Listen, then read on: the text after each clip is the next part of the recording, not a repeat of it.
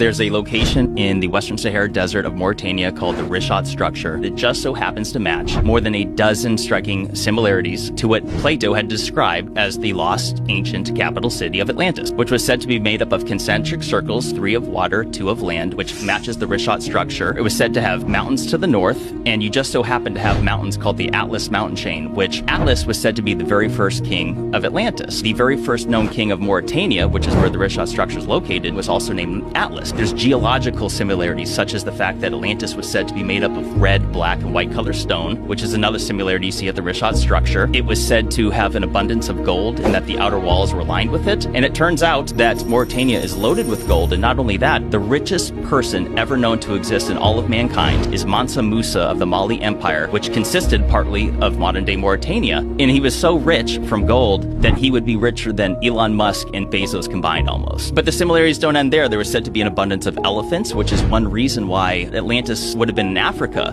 That does match some of the translations of origin stories from the ancient Egyptians. One of the stories in the translations they do talk about is what they would call the original point, or the primordial island. They describe it as being an island that was surrounded by water that was sinking, and essentially these reeds that were growing on it that created a falcon's perch, and then